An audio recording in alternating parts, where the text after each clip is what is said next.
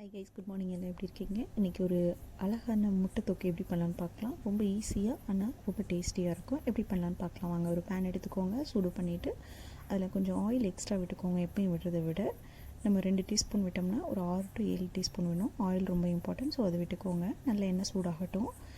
சூடானதுக்கப்புறமா ஒரு 1/2 டீஸ்பூன் கடுகு மட்டும் ஆட் பண்ணிக்கோங்க. இந்த முட்டை தொக்கு வந்து எல்லோரும் பண்ணுற மாதிரியில் கொஞ்சம் டிஃப்ரெண்ட்டாக இருக்கும். கடுகு பொரிச்சதும் கொஞ்சம் வெங்காயம் மட்டும் எடுத்துக்கோங்க. வெங்காயம் வந்து பெரிய சைஸ் வெங்காயம், அதாவது நல்ல பெரிய சைஸ் வெங்காயம் வந்து ரெண்டு வெங்காயம் to 3 வெங்காயம் எடுத்துக்கோங்க. வெங்காயம் தான் இதுக்கு நிறைய தேவைப்படும். அப்போ தான் ஒரு டேஸ்ட்டு நல்ல டிஃப்ரெண்ட்டாக இருக்கும். ஸோ அந்த வெங்காயம் நல்லா வதங்குற மாதிரி பார்த்துக்கோங்க. ஆயிலில் நல்லா வதங்கணும். கொஞ்சம் வதங்கினதுக்கப்புறமா இஞ்சி ஒரு சின்ன பீஸு, ஒரு 10 பல் பூண்டு, இது ரெண்டையும் நல்லா பீஸாக கட் பண்ணி, இடிச்சு வேண்டாம், நல்லா பீஸாக கட் பண்ணி அதையும் ஆட் பண்ணிவிட்டு நல்லா பச்சை வாசனை போகிற வரை நல்லா வதக்கிக்கோங்க. நீங்கள் ஒருவேளை பச்சை வாசனை போகலன்னா ஜஸ்ட் ஒரு 2 minutes வந்து மூடி வச்சிங்கன்னா கூட நல்ல அது வந்து வதங்கிடும். இது நல்லா வதங்கினதுக்கப்புறமா நல்லா கிளறி விட்டுக்கிட்டே இருங்க. அப்போ தான் அந்த இது போகும், பச்சை வாசனை எல்லாம் போகும். போனதுக்கப்புறம் நம்ம ஒரு 10 கருவேப்பிலை வந்து அதில் ஆட் பண்ணிக்கோங்க. அதையும் போட்டு நல்லா வதக்கிக்கோங்க.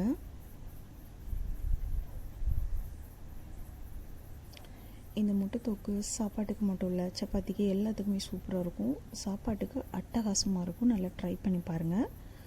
இதில் கண்டிப்பாக நான் சொல்கிற இன்க்ரீடியன்ஸ் மட்டும்தான் நீங்கள் ட்ரை பண்ணிங்கன்னா தான் நான் சொல்கிற பர்ஃபெக்ட் கன்சிஸ்டன்சி வரும். இல்லைன்னா வேறு மாதிரி வரும். அதனால் வெங்காயம் கண்டிப்பாக 2 to 3 வெங்காயம், பெரிய வெங்காயம் போடணும். அப்போ தான் உங்களுக்கு அந்த டேஸ்ட்டு கண்டிப்பாக கிடைக்கும். இப்போ வெங்காயம் நல்லா வதங்கிருச்சு. இந்த டைமில் தக்காளி வந்து ஒரு 2 to 3 minutes வந்து மூடி வச்சுக்கோங்க. வச்சுட்டு மறுபடியும் எடுத்து பார்த்திங்கன்னா அது நல்லா வதங்கி இருக்கும். அதுக்கப்புறம் நம்ம தக்காளிக்கு ஆட் பண்ணிக்கணும். தக்காளி வந்து எப்பயுமே ஆட் பண்ணுறதை விட நீங்கள் கொஞ்சம் கம்மியாக ஆட் பண்ணிக்கோங்க. இப்போ 2 தக்காளி, சின்ன தக்காளியாக இருந்தால் 2 தக்காளி, பெரிய தக்காளியாக இருந்தால் ஒரு தக்காளி 1.5 தக்காளி ஆட் பண்ணால் போதும். தக்காளி நிறைய போட்டிங்கன்னா அந்த புளிப்பு டேஸ்ட்டுக்கு தொக்கு வேறு மாதிரி டேஸ்ட்டாக வந்துடும். ஸோ நான் இப்போ வந்து சின்ன தக்காளி 2 கட் பண்ணி வச்சுருக்கேன், அதையும் ஆட் பண்ணிக்கிறேன். இது போட்டு ஜஸ்ட் ஒரு மிக்ஸ் பண்ணிவிட்டு மஞ்சத்தூள் 1/2 டீஸ்பூன், அதுக்கப்புறமா நம்மளோட சால்ட் வந்து நீங்கள் இப்போ சேர்த்துக்கணும். உங்களுக்கு எவ்வளோ நீங்கள் எப்படி சாப்பிடுவீங்களோ அதுக்கு தகுந்த மாதிரி சால்ட்டு. அதே மாதிரி காரமும் அப்படி தான். நீங்கள் காஷ்மீர் சில்லி ஆட் பண்ணினா தான் நல்லாயிருக்கும். ஏன்னா கலரும் அதுதான் கொடுக்கும். காரமும் கொஞ்சம் கம்மியாக இருக்கும். ஒருவேளை நீங்கள் காரம் இது பண்ணணுன்னா இன்னொரு வேறு சில்லி கூட ஆட் பண்ணிக்கலாம். எனக்கு காரம் நல்லா பிடிக்கும், அதனால் நான் வந்து சில்லி பவுடர் கொஞ்சம் எக்ஸ்ட்ரா ஆட் பண்ணிக்கிறேன். அதையும் போட்டு நல்லா மிக்ஸ் பண்ணிக்கோங்க. எல்லாமே அந்த வெங்காயம் தக்காளி எல்லாம் நல்லா மிக்ஸ் ஆகிற மாதிரி ஒரு 5 to 6 minutes வந்து நல்லா மிக்ஸ் பண்ணிகிட்டே இருங்க. அது மிக்ஸ் பண்ணி நல்லா கொஞ்சம் அந்த பச்சை வாசனைலாம் போய் கொஞ்சம் அதோட மிக்ஸ் ஆகும்போது நீங்கள் ஒரு சின்ன லிட்டு போட்டு ஒரு 5 to 6 minutes வந்து மூடி வச்சுக்கலாம். மூடி வச்சிங்கன்னா அந்த தக்காளியெல்லாம் மூடி வச்சிங்கன்னா நான் சீக்கிரமாக வேகும். ஏன் அடிக்கடி மூடி வைக்கிறோம் அப்படின்னா, நம்ம மூடி வச்சோம்னா உள்ளே இருக்க அந்த இது வந்து சீக்கிரமாக வெந்துடும். நம்ம இப்படி வதக்கிட்டே இருக்கும்போது அது சீக்கிரம் வேகாது. அதனால் நம்ம மூடி வச்சுக்கலாம். மூடி வச்சு இப்போ நம்ம எடுத்து பார்த்தோம், இதாயிருச்சு. இப்போ நான் இந்த எக்கு தொக்கு வந்து ஒரு 2 பேருக்கு 3 பேருக்கு அளவாக தான் செஞ்சுருக்கேன். உங்களுக்கு எவ்வளோ தேவையோ அதுக்கு தகுந்த மாதிரி ஆட் பண்ணிக்கோங்க. இப்போ ஜஸ்ட்டு சோம்பு இருக்கு இல்லையா, அது வந்து கொஞ்சம் ஆட் பண்ணிக்கோங்க. அதுக்கப்புறம் பெப்பர் பவுடர் கொஞ்சம் நிறைய ஆட் பண்ணிக்கோங்க. அதே மாதிரி பெருங்காயத்தூள் இதெல்லாம் ஆட் பண்ணி இப்போ மிக்ஸ் பண்ணிக்கோங்க நல்லா. இப்போ சால்ட் வேணாலும் ஆட் பண்ணிக்கலாம். சால்ட் ஒரு வேளை டேஸ்ட் பார்த்து நீங்கள் ஆட் பண்ணுறதுனா ஆட் பண்ணிக்கலாம். இப்போ இதையும் போட்டு நல்லா ஒரு மிக்ஸ் பண்ணிவிட்டு மறுபடியும் மூடி போட்டு ஒரு 5 to 6 minutes வைக்கணும்.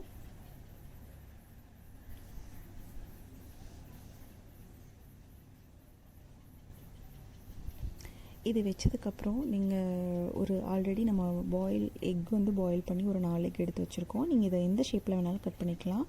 நான் வந்து ரவுண்ட் ஷேப்பில் கட் பண்ணியிருக்கேன்.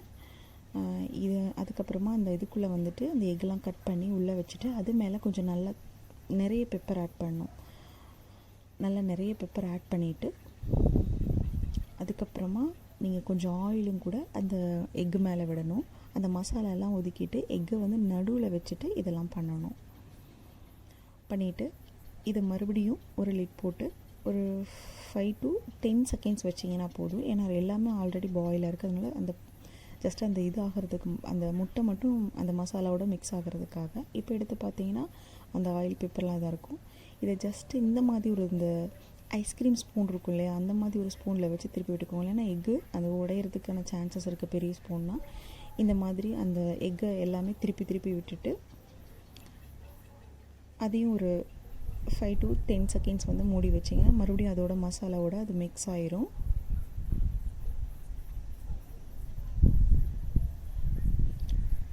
எல்லாத்தையுமே திருப்பி விட்டாச்சு. திருப்பி விட்டு இது ஒரு 5 to 10 செகண்ட்ஸ் வச்சு எடுத்துட்டு பக்கத்தில் இருக்க அந்த சைடில் இருக்க எல்லா மசாலாவையும் நம்ம அந்த முட்டை மேலே மெதுவாக அந்த கரண்டி வச்சு மேலே இது பண்ணிவிட்டு ஒரு 2 மினிட்ஸ் நீங்கள் வச்சுட்டு எடுத்திங்கன்னா ரொம்ப அட்டகாசமான முட்டை தொக்கு வந்து ரெடியாக ஆயிடுச்சு. ரொம்ப டேஸ்டியாக இருக்குங்க. கண்டிப்பாக ட்ரை பண்ணி பாருங்கள். சாப்பாட்டுக்கு அடிச்சுக்கவே வேண்டாம், சப்பாத்திக்கு ரொம்ப நல்லாயிருக்கும். கொஞ்சம் டிஃப்ரெண்ட்டானது, ஈஸியான ரெசிபி. பிடிச்சிருந்தா லைக் பண்ணுங்கள், ஷேர் பண்ணுங்கள். Thank you guys.